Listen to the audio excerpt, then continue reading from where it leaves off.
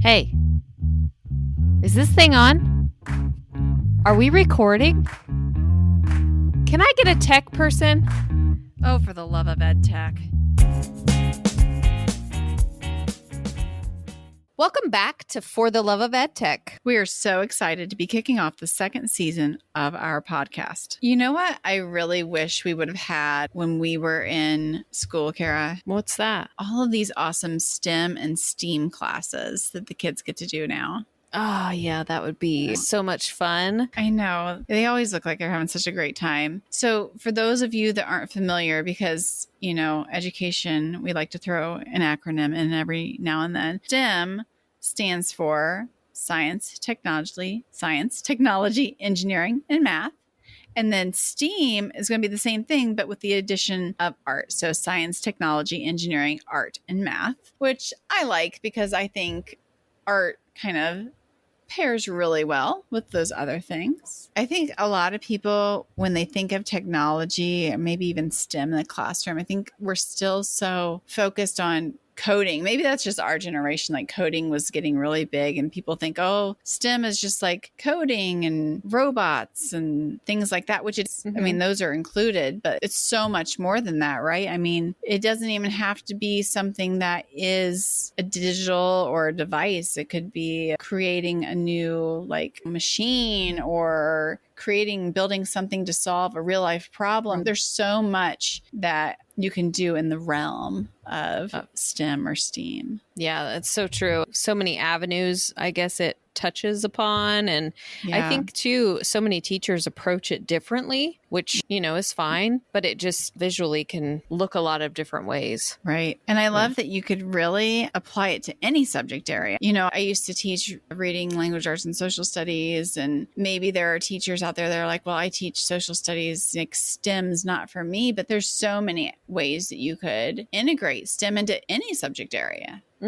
Yeah, I think that's important. And I think too, it boils down a lot of times to like a mindset that you're trying to instill in kids and give them those skills of like perseverance or growth mindset. Okay. Well, like STEM can provide an environment where it's not only safe to fail, but failure is encouraged because growth is achieved through failure. If we just take our first prototype and go with that, there could be so many things left undiscovered because we didn't go further. And I think STEM encourages kids to fail and grow and go further than we would otherwise. Yeah. So our listeners may be wondering why in the world we're talking about STEM and STEAM so much right now. We're talking about STEM and STEAM right now because for the first episode of the second season of For the Love of Ed Tech, we were joined by Liz Wolfe-Eberly from the Dayton Regional STEM Center, and she shared some interesting insights into her work at the center and her experience with helping educators find a way to implement these concepts in their classrooms. Yeah, it was a great conversation. She also took some time to discuss why educators shouldn't be afraid to try something new, and she provided a variety of resources you can use to get started implementing STEM or STEAM concepts in your classroom. She had some really great input, and I'm excited for our audience to hear what she has to say. So let's dive in. If you're tasked with managing hundreds or thousands of student Chromebooks, you'll want to check out our sponsor, Visor. Visor is a Chromebook and IT asset management software solution designed specifically for school districts. To find out how Visor can help your school manage Chromebooks and get 20% off, go to visor.cloud/loveedtech. That's VIZOR.cloud/loveedtech, or click the link in the show notes. Thanks, Visor.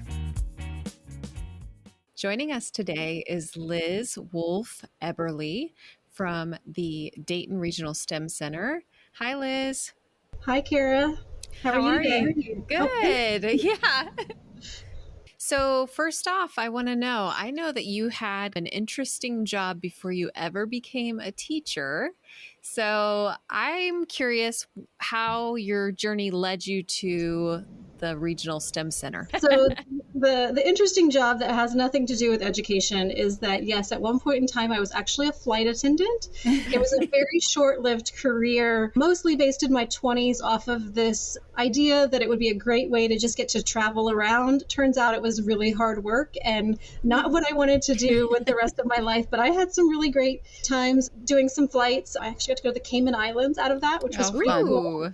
And I ended up working for the airline for a while. And one of the things that ended up happening was that I had grown up in a family of educators, both of my parents being teachers as I was growing up and other family members being administrators in education. So originally, my idea was that I was going to do anything except teach. I was not going to be a teacher. When I started working kind of in that more business side, originally as a flight attendant and then working on the business side for the airline, I just really kind of missed something in my life, feeling like I was making the difference in the lives of other people. And that led me to go back and get an additional licensure to become a teacher. All my other work in undergraduate and graduate had been in the sciences. So I became a high school science teacher.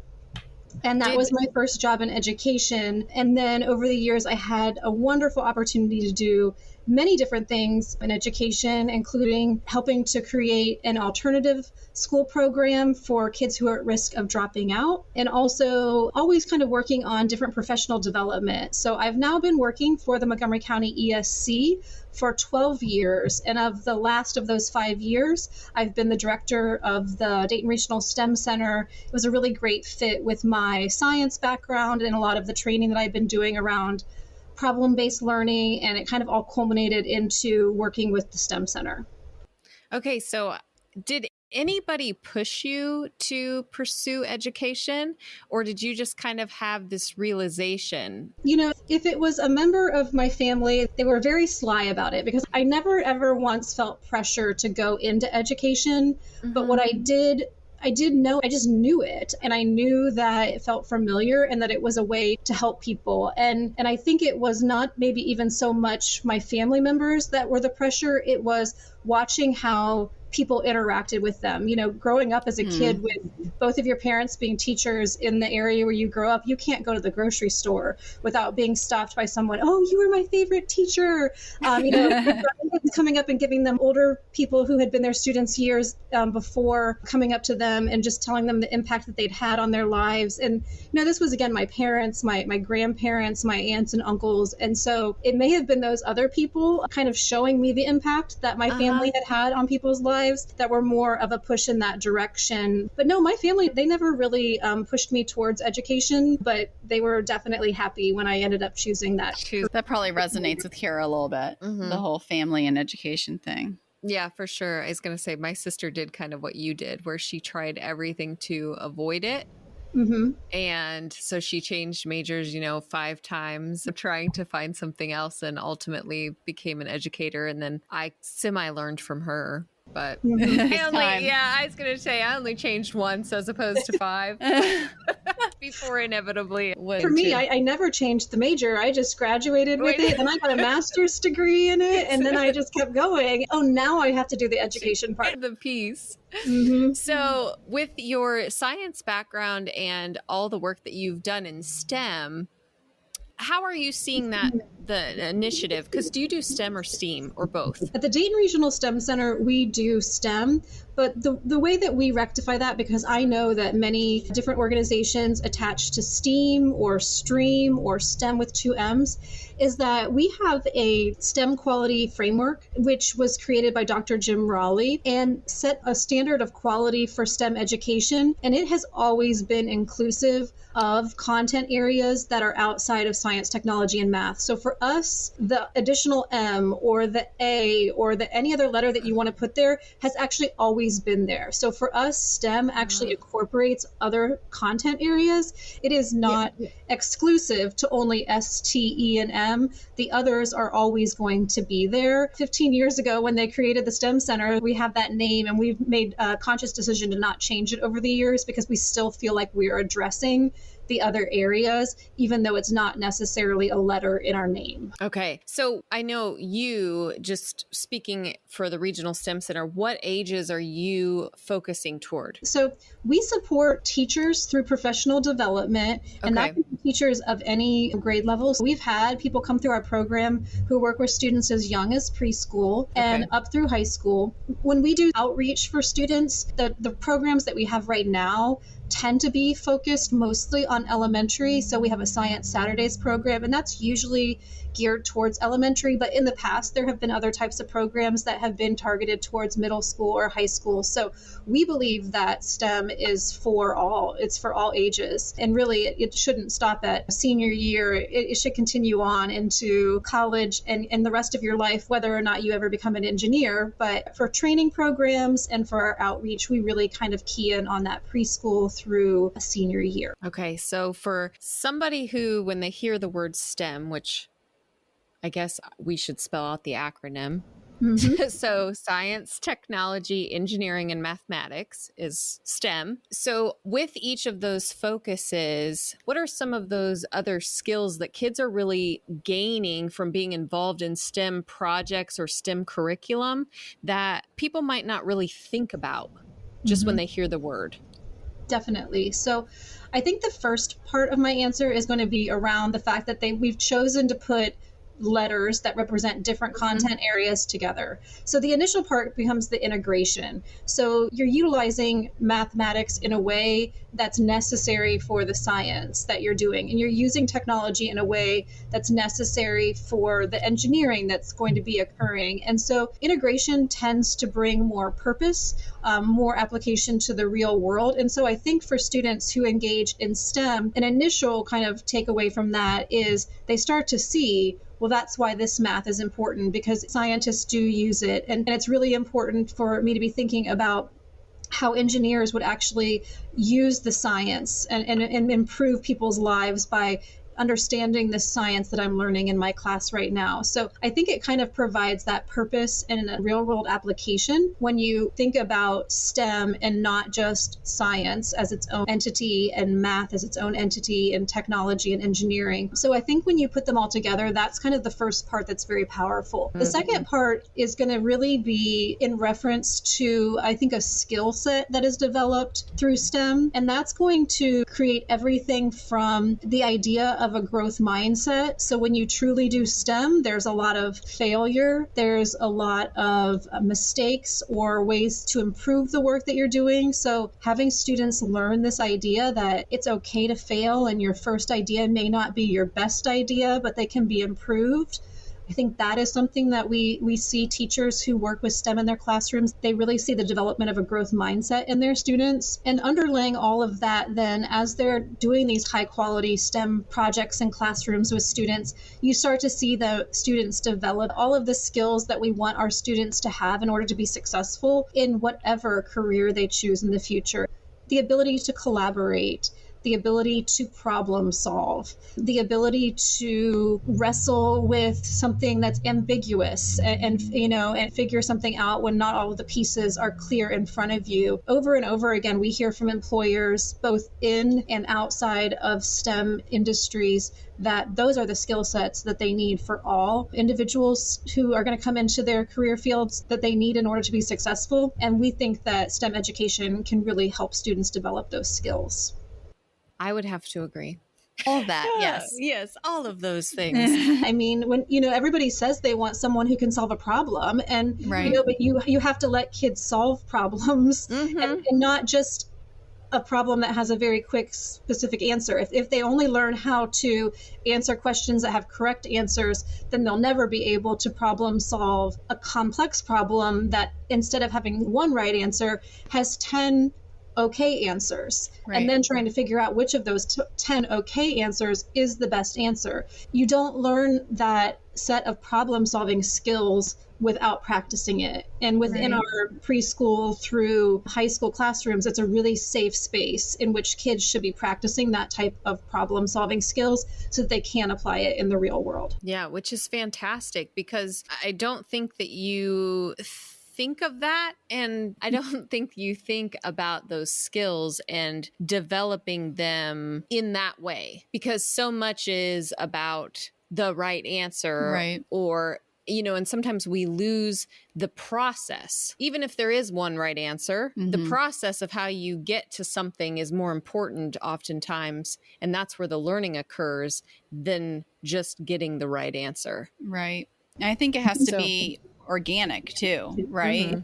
You can't just show up and say, we're going to teach you problem solving skills today. It's not authentic. So that's why I think STEM is always such a great, I don't know how to say, medium, if you will, for teaching those skills. Yeah. And if teachers don't necessarily connect with STEM, science, technology, engineering, and math on the surface, I think that PBL or problem or project-based learning provide the same type of opportunity for students to gain those problem-solving skills. So it's not exclusive to STEM, but it is exclusive, I think, to those types of risks that you're going to take with your students to get them to do that type of work.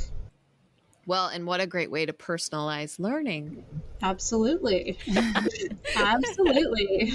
Are you segueing? Well, no, but I was just thinking what great opportunities for the students to also get excited about something, or maybe you've given them an open-ended problem and they're deciding how they make it happen. Right. And there's more meaning and purpose behind those type of scenarios and situations that you're giving them.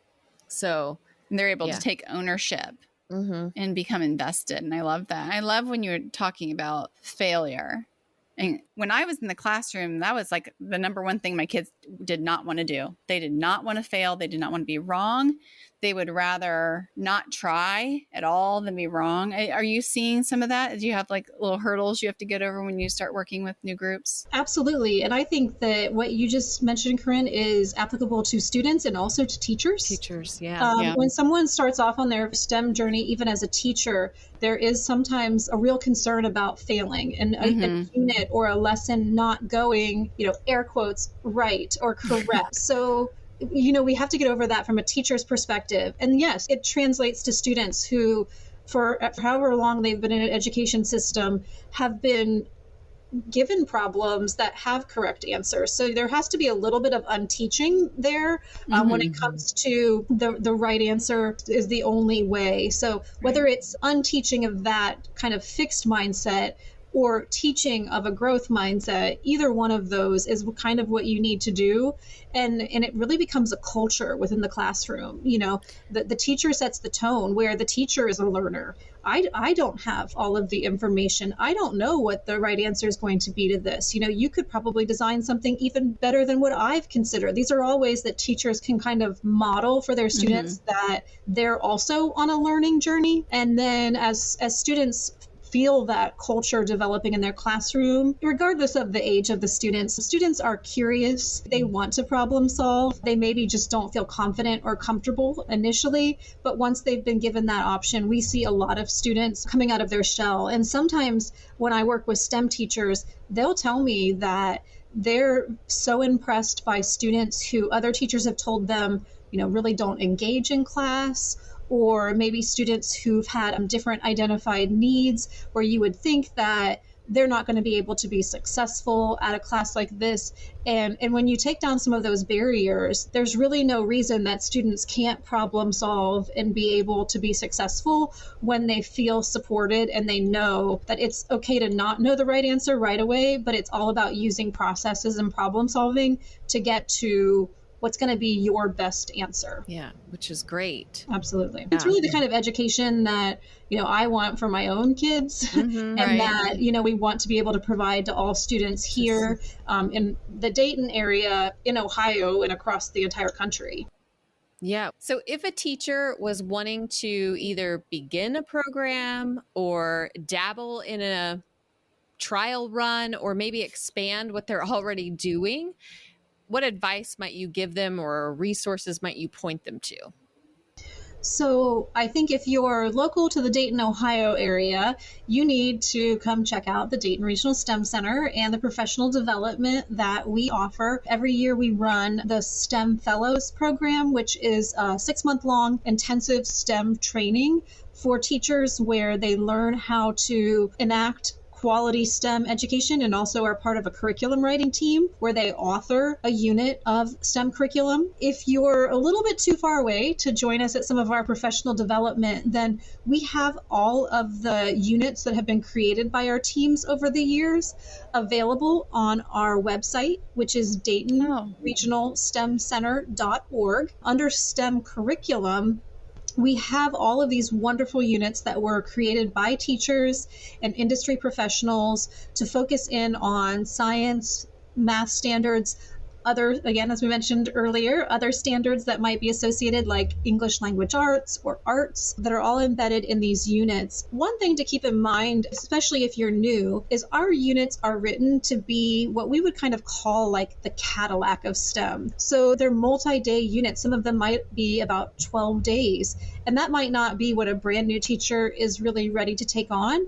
But I still think that by reading through those units, they'll start to see like what are those levels of quality that I should be looking for, because anyone can do a general internet search for STEM and come across some level of STEM activity that they could implement in their classroom. Whether or not it's integrated, brings in career connections, is inclusive of the non-STEM disciplines, all of the things that we look for in our STEM units, you just don't know if that's going to be true. So the other resource that's available on our website, DaytonRegionalSTEMCenter.org, is that we also have the STEM Education Quality Framework. So there's a page for teachers, and on that teacher page, you can actually find the published version of our STEM Education Quality Framework. And that might be a guidance for somebody who's new to start thinking about, right now I might be at the beginning levels of integrating science, technology, and engineering and math, but what would it look like if I just made it to the emerging level? Like, how could I get a little bit better at this? And I think that's really important because it doesn't happen overnight that people just automatically, bibbity bobbity boo, I'm a STEM teacher. It's changing your practice a little by little and integrating a little bit more over time and becoming more comfortable with letting go of some of that control and giving it back to students. So we see this happening year over year with our teachers, and many people come back to our training programs year after year for that reason, is that it's a journey. It's not necessarily a one-stop shop kind of operation. But I think that even if you're not in our region, you might try to search out some training programs that could help you. Because one of the things that we find from our STEM teachers that they really value is finding like-minded individuals who are on the same journey or path as they are. They don't have to always find a person who teaches the exact same thing that they do, but to know that there's another teacher out there that's also trying to get better or try something new, and they've been able to connect through some of our training programs. That's always really valuable in helping people grow and move forward. In your region, whatever that looks like, try to connect and find other people who maybe through a training program who are on that same journey of interested in learning about STEM. That's fantastic advice. Because sometimes just having somebody to bounce things off of, or just have a chat of like something you're thinking, even though it could be totally different from what you're doing in your classroom, just having that collaboration or camaraderie is helpful in just feeling empowered even, honestly. Like sometimes it just gives you the confidence to try it. So do you have a tip or trick that could be used for implementing the growth mindset? Absolutely. And this comes straight from the mouth of Carol Dweck, who is really the leader in the forefront of growth mindset. She wrote the book Mindset, and it's called The Power of Yet. So when you yourself or your students are struggling to be in a growth mindset and are starting to feel yourself become fixed, just add the word yet at the end of the sentence. So my STEM design doesn't work. and then you just say, yet. I haven't passed Algebra 1 yet. And it really reframes the thought process to go from something that was final or fixed to something that's growth and open. And whether it's using it with kids to help them see that their journey isn't over, or I know I do a lot of work with myself sometimes. I just have to remind myself that I'm not there yet. I think that one little tiny word, yet, is just so powerful. So that would be my tip or trick.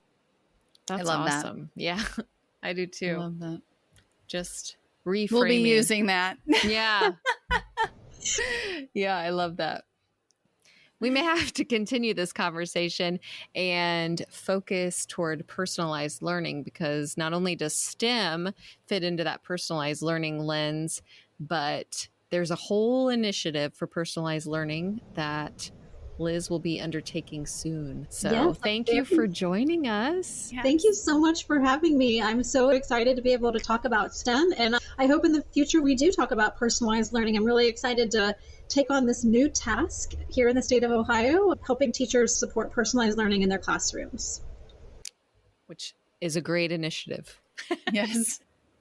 Thanks for listening to our For the Love of EdTech podcast. We hope you enjoyed our conversation today and learned something that you can use with your own students. You can find the show notes, resources, and more at www.fortheloveofedtech.org. For Love of EdTech is produced by SOIDA, the Southwestern Ohio Instructional Technology Association, in partnership with Think TV and CET, the local PBS stations in Dayton and Cincinnati.